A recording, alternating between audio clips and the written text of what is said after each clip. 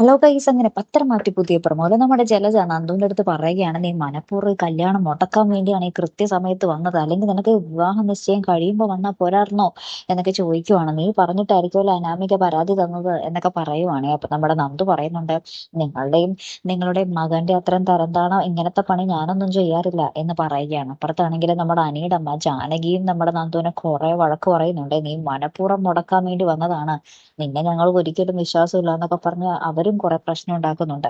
Last ആ വിവാഹ നിശ്ചയം ഏതാണ്ട് സമയമൊക്കെ വൈകി മുടങ്ങി.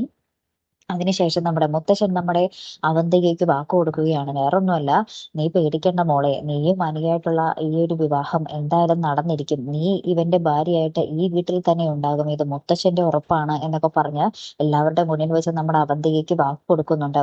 അപ്പൊ ഇത് കേട്ടിട്ട് നമ്മുടെ നന്ദു വല്ലാത്തൊരു നോട്ടം നമ്മുടെ അനിയനെയും, അനിയും നമ്മുടെ നന്ദുവിനെയും ഒരു നോട്ടം നോക്കുന്നുണ്ട്. ഭയങ്കര സങ്കടത്തിൽ ഇനി എന്തൊക്കെയായി തീരുമെന്നുള്ള രീതിയിൽ കാത്തിരിക്കാട്ടോ. അടുത്തൊരു വീഡിയോയുമായി വരുന്നത് വരയ്ക്കും ഗുഡ് ബൈ.